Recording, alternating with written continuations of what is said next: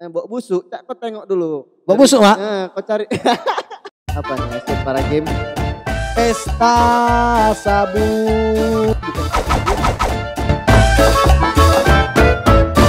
Kembali lagi di Medan Berkabar. Halo. Aku mau pencet apa? Gimmick yang Y itu. Ye. Mungkin keluar nanti ya. Ye. Bukan suaramu lah. Suaranya nanti dari hasil editing gitu. Aman. Aman ya? Aman lah itu. Aman ya semuanya di sini, Dek. Jadi ini di Medan Berkabar kali ini Kak Bimo. Aha. Kali ini pokoknya itu. Kali ini kenapa? Hah? Kali ini kenapa? Seru, menarik dan aneh-aneh tetap. Seru, menarik dan aneh-aneh. Iya. Memang udah kebiasaan kali ya kan. Kalau nggak seru dan nggak aneh itu bukan Medan berarti ya kan. Aku nggak ikutan. Anehnya tetap. Aneh-aneh tapi cun. Gimana Kak Bimo? Kak Bimo sehat kan kabarnya hari ini? Alhamdulillahirrahmanirrahim. Walaupun diterpa sedikit, nggak ada sedikit sih. Aman-aman aja lah. Tetap Gini aja itu. Tetap aman ya. Aman ya terus. Apa yang nggak aman di sini ya kan? Ada sih. Udah banyak ketua kita kok aman ya. Ketua aman ketua. Aman. Ada yang nggak aman sebenarnya. Apa itu? Berita-berita yang bakal kita baca ini lah. Iya. Gak tahu aku di mana amannya. Tapi kriminal. Aman kan enggak jadi. Wah beda ceritanya Bang. Ya langsung aja lah Kak Bimo silakan. Untuk berita pertama kita Kak Bimo. Oke. Berita pertama datang dari dunia olahraga dulu ya. Olahraga. Apa ini? Ini apa nih? Olahraga apa? Tebak lah. Senam 5 jari? Oh tidak dong. Itu olahraga apa itu? Bukan. Yang lain. Olahraga itu. Sehat. Apa nih? Asian Para Games? Kita datang dari dunia olahraga yaitu khususnya sepak bola. Sepak bola. Jadi ada berita di Net Ajrong. Ya. Bahwasannya Sinteyong mau ke Medan jika diundang Egy Maulana Fikri.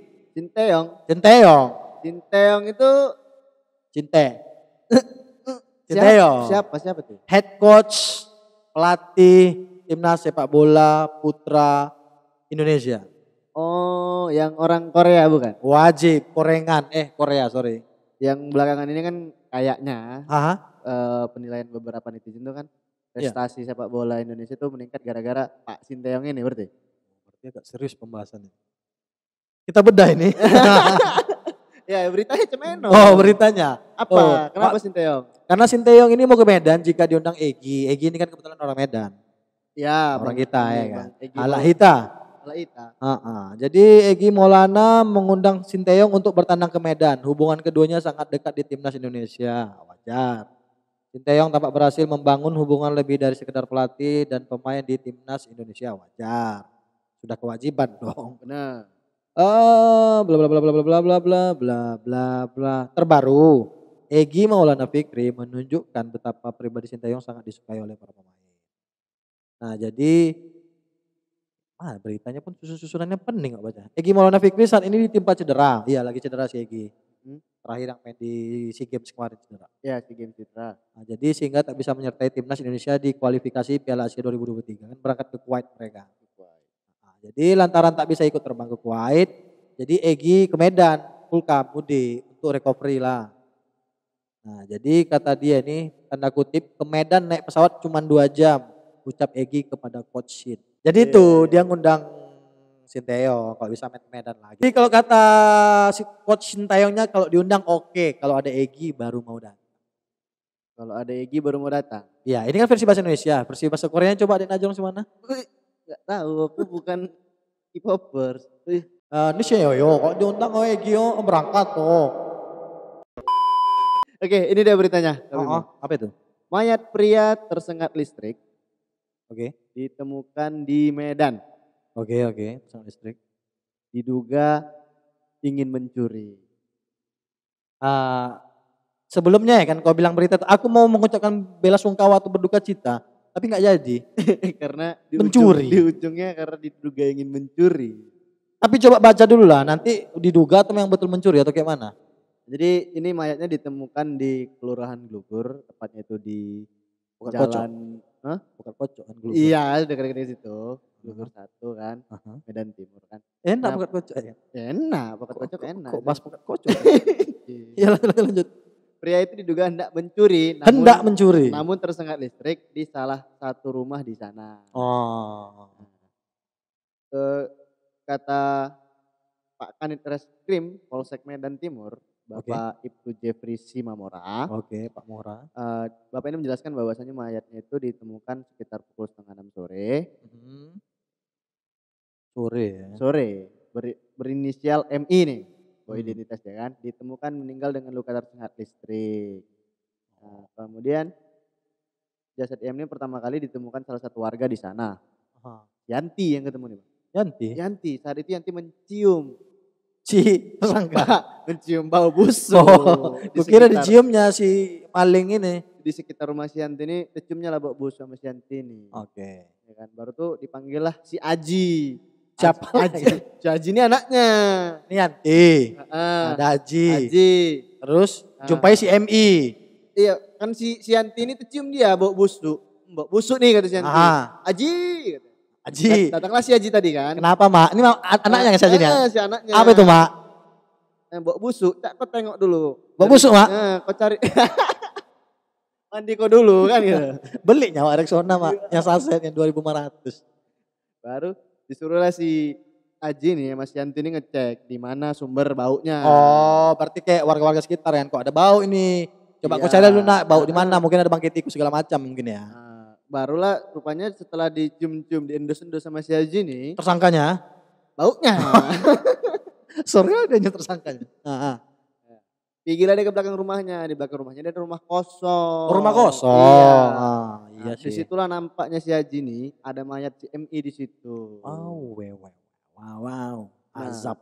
Kabarnya sering mencuri. Ini pun kita duga meninggal dunia karena mau nyuri wayar listrik tapi naas tersengat listrik. Oh, basic si MI ini memang terkenal di daerah dia tuh suka sulap. Iya, memang sulap lah. Panjang tangan. Manusia karet. Iya. Oh, berarti makanya diduga dia tuh memang melakukan pencurian di rumah kosong apalagi ya? Iya. Ada barang bukti ya nggak kira-kira? Kenapa kita bisa bilang dia itu mau nyuri listrik? Karena tersengat kabel listrik. Begitu penjelasannya di sini. Jadi diduga dia itu mau nyuri kabel listrik di rumah itu karena rumah itu kosong. Iya. Rupanya nggak sadar dia itu masih hidup kan. Oh, I see. Wahai keluarganya tersangka, sekolahkanlah anakmu di bidang elektro biar tidak kesetrum ketika maling. Ya nggak harus juga. Biar aman dia maling. Ngapain disekolahkan kalau jadi maling? Iya pula, ya pula. Ya tidak safety lah, kok maling pun safety lah. Ya kalau dia safety bawa tes pen apa segala macam. Tes pack.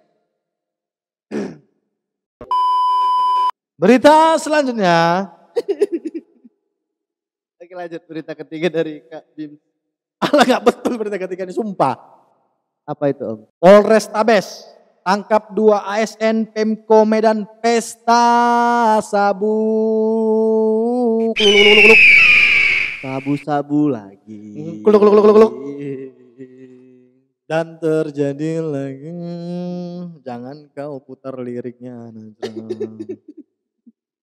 Polrestabes Medan menangkap 2 oknum PNS di Pemko Medan saat berpesta narkoba jenis sabu di komplek Villa Gading Mas 2.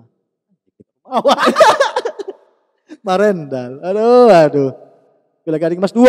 Hei, Villa Gading Mas 2 ditandai Anda. Kanit 1 Satres Narkoba Polrestabes Medan Ibtu Wisnu Graha Paramarta ya.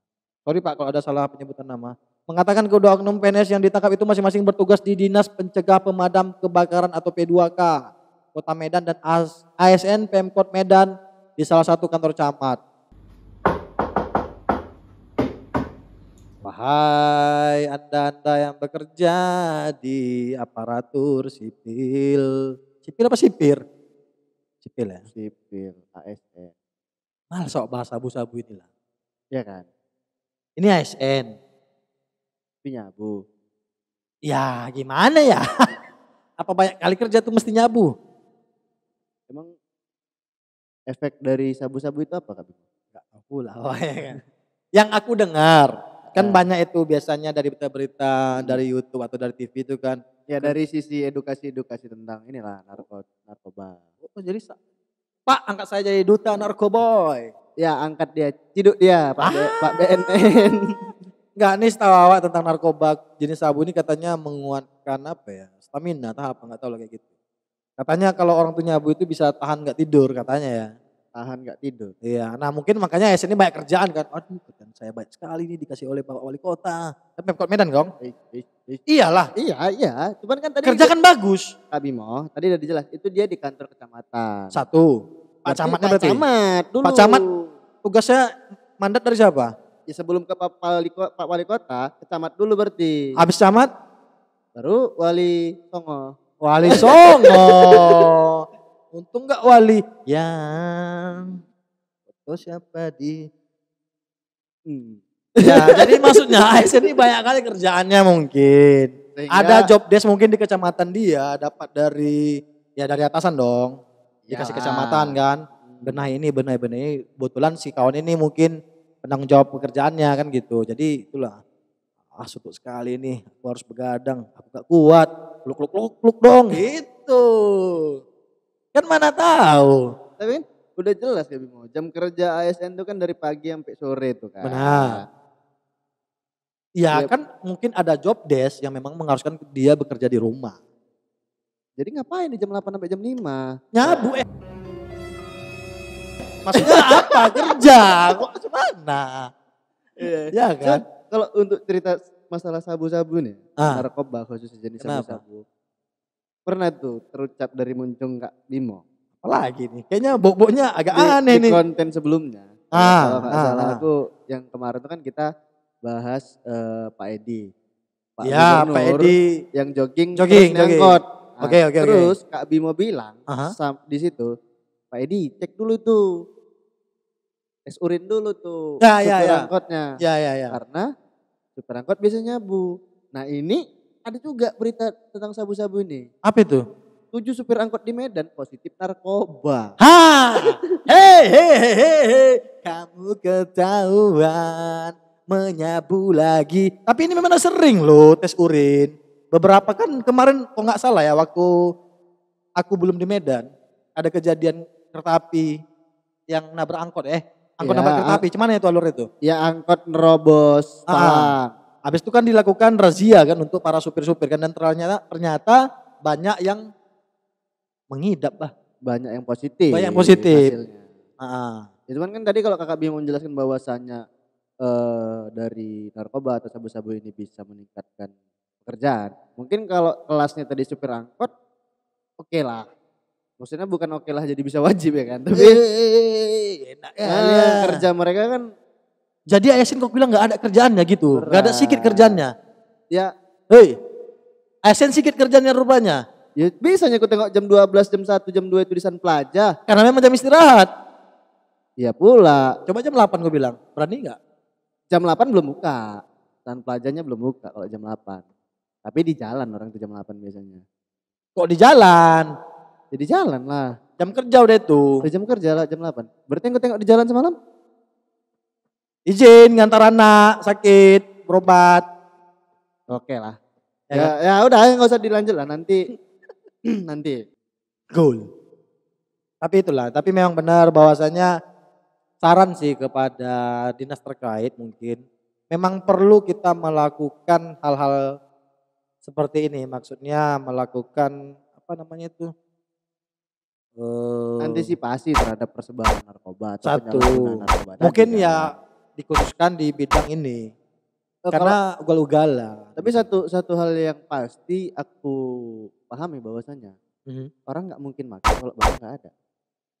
Orang nggak mungkin make kalau barang nggak ada.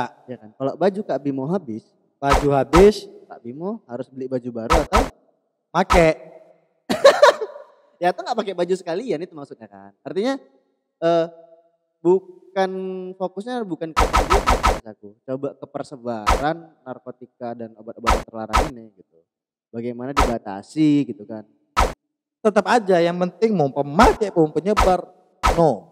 Say no to drugs. Iya say no to drugs benar. Iya drugs itu yang main mobil itu kan lari lurus gitu. Iya. Jadi nggak boleh orang main balap lari lurus gitu. Ya nggak boleh kalau di tekongan. PR ya, pegangan lain lurus mana lagi itu. Wah. Iya kan. Udahlah macam gak berita lain. Pokoknya sabu nih stop sabu. Kita baik-baik saja. Terkhusus untuk sopir angkot. Udahlah kalian gak usah juga nyabu kalau memang masih nyabu. Iya, yang untuk bandar ya stop jualan sabu lah. Jual yang lain. Ganja. Next. Kita harus mencari berita yang agak positif lah untuk Kota Medan. Tadi kita bahas kriminal. Tadi ada olahraga lumayan sedikit kan. Mana tahu Sinteyong ke Medan suatu saat nanti. Kita butuh penyegaran Medan ini. Jangan hanya maling, narkoboy, copet, dipukuli, berantem. Udah itu aja. Ya memang tingkat kriminalnya agak tinggi. We. Atau gimana maksudnya itu? Ya bisa jadi. Tapi kan setidaknya kita sebagai yang membawakan berita harus mencari juga berita-berita yang positif. Ya, Iya ada nih satu berita yang cukup positif, menarik dan aku pikir ini bakalan berdampak sama kemajuan Kota Medan ke depannya. Serius nih kayaknya. Iya, Ada benar ini. berita. Nah, ini Apa? dia. Revitalisasi lapangan Merdeka Medan. Revitalisasi gimana? Revi Revi, tali tali, ta sa, si Revi tali air. Next. si Revi. Wah, tali air. Nah, Gimana beritanya? revita- Oh, berarti ada perbaikan di lapangan Merdeka Iya, intinya. revitalisasi kan perbaikan Oke. di lapangan Merdeka. Terus ada parkir bawah tanah. Parkur bawah tanah. Iyo, kalau Lompat-lompat. parkir biasa lompat-lompat. Kalau ini kurasa apa nyelam-nyelam. Nyelam-nyelam bawah tanah. Sedap nih konsepnya, sedap. Gimana? Nah, jadi beritanya dari Metalog. Lapangan Merdeka mulai direvitalisasi Iya. pertanggal 4 Juli mendatang. Oh, 4 Juli ya, Ya. kita catat 4 Juli bakal Bulan revitalisasi. depan. Iya, Revitalisasi sendiri mengusung pendekatan history urban landscape. Urban landscape. History urban landscape. Nah, Sedap di nih. lapangan Merdeka juga akan dibangun tempat parkir bawah tanah atau basement. Oke, kalau base jam? Kalau basement, aku bukan pujangga. Oke. Konsep utamanya adalah pelestarian ruang kota bersejarah dan konteks dinamika rancang kota kontemporer. Kontemporer. Ya. Ujar Bapak Suhardi Hartono, Selaku- arsitek Oh, untuk arsitek. revitalisasi yang ngerjain ini nanti. Oke. Kak Bimo. Oke. Nah, dalam revitalisasi ini juga dirancang parkirnya itu di bawah tanah. Karena memang untuk Merdeka Walk ini kan memang agak sulit parkir. Benar. Memang bagusnya parkir bawah tanah sih, karena memang mungkin mengadopsi beberapa daerah lah. Karena ketika aku ke Banda Aceh kan dulu kan di Masjid Raya Banda Aceh itu kan sekarang udah di basement juga parkirnya. Iya, artinya Iya. terlepas itu basement lah atau dibuat sebuah bangunan untuk parkir lah. Tapi kan Mhm. memang ya itu sangat diperlukan. Perlu. Space parkir itu memang harus dikelola dengan Pasti, baik. benar. Paling itulah kena parkir duduk 3 jam 15.000. Ya nggak masalah. Bagi Kalau misalnya bagimu. karena gini Kak Bimo, kalaupun itu parkir mahal semahal apapun kan, karena kita butuh pasti kita taruh di situ yang pertama. Dan Iya. yang kedua, selama itu masuk kembali ke kas negara atau kas daerah, Ya. maka itu akan bisa dikelola lagi untuk pembangunan daerah yang lain. Sekarang pengelolaan parkir swasta apa negeri? Swasta atau negeri? Ya tergantung. Ya kan. Iya tergantung kan. Mau Iya. diserahkan ke swasta berarti swasta kan bayar di depan juga. Ya pastilah. Ada penanaman modal swasta makanya Iya, diserahkan ke memang. swasta. Iya memang. Ya intinya ya aku pikir selama pengelolaannya dan manajemennya baik ya untuk kemajuan tetap ke Salah lah ya. sana. Oke, bagus sih. Terus nih Apa itu? kata Bapak Wali Kota Medan, Siap. Bapak Bobi Nasution mengatakan revitalisasi lapangan Merdeka yang melengkapi penataan kawasan kota lama Kesawan. Berarti sekalian sampai Kesawan sekalian nih. ya. Iya. Cakep. Makanya dia ada historikalnya, sejarah. Cakep. Kemudian Pak Bobi berharap revitalisasi ini juga Repetisi. revitalisasi Gravitasi. Iya. Kolaborasi. Nah, jadi pas yang kita bilang tadi, Pak Apa Bobi itu? pun memikirkan bahwasannya persoalan parkir di kawasan tersebut terpecahkan melalui revitalisasi ini. Pastilah. Dengan Karena itu kan daerah macet itu. ya, Sempit lah. Padahal jalan lebar gitu sempit. Karena padat kan. Jalur Iya. padat. I see. Tapi bagus ini program pemerintah harus kita dukung. Khususnya Kota Medan ya kan. betul, aku ya harus didukung nih Sangat revitalisasi. mendukung. Kami sangat mendukung. Cuman satu hal yang harus kita pahami bahwasanya setiap pembangunan pasti jalan makin sempit ya Bimo. Karena jalan bakalan dipakai misalnya Benar. untuk naruh pasir Benar. atau alat berat. Benar. Ini bagus sekali bridgingnya Dek Najrom. Iya kan? Iya, karena ada memang berita ini barusan 6 jam yang lalu ketika ini take gambar bahwasannya berita dari Medan Talk catat tanggalnya sejumlah ruas jalan di Medan akan ditutup. Ruas jalan di Medan ditutup? Iya, khususnya di daerah yang bakal direvitalisasi. Oh, Coming soon lah. di mana-mana aja tuh Kak? Itu aku nggak tahu, bukan aku yang ini, maksudnya masih perencanaan. Tapi ini dari kabari bahwasanya nanti sekitar Kesawan, Lapang Merdeka itu bakal ditutup. Nah, artinya berarti memang ini kan udah di planning dengan matang nih. Benar. Itu sih infonya aku tambahin. Bahwasanya memang bakalan ada perencanaan, mungkin bisa 1 jalur, memang udah 1 jalur sih. Mungkin tutup lah, mungkin alih jalan Iya, lah. artinya dialihkan jalurnya atau Benar. ditutup yang jelas untuk mengurangi kemacetan. Benar. Tapi pasti macet sih. Iya, cuman kan Beberapa bulan ini pasti macet. ya aku pikir gak ada masalah ya. Karena udah dikasih solusi, karena Iya. nggak mungkin nggak macet. Orang nggak ada pembangunan pun tetapnya macet. Maksudnya, tau lah orang Medan nih kan pulang kerja kan otaknya mana kan bawaannya marah, bertumbuk segala macam ya kalau ada terjadi hal-hal yang tidak diinginkan di jalan kan gitu. Makanya kita dari sini kita sudah menyampaikan bahwasanya 1, Kota Medan bagian rehabilitasi maksudnya langsung di pusat titik nolnya kan di Lapang Merdeka. Kedua, otomatis pembangunan jalan dan lain-lain itu akan memakan space. Ya berdampak pada jalan. Gitu Pasti. Jadi teman-teman harap pandai-pandai memilih jalan lah untuk jalan pulang atau jalan pergi kantor. Itu aja sih. Ya itulah bijak-bijak lah kita sebagai warga Kota Medan. Jangan nyabu aja ya kan. Iya, kau pun gila nyabu. PNS nyabu. Oknum, sorry oknum. Disclaimer oknum. Oke, cut.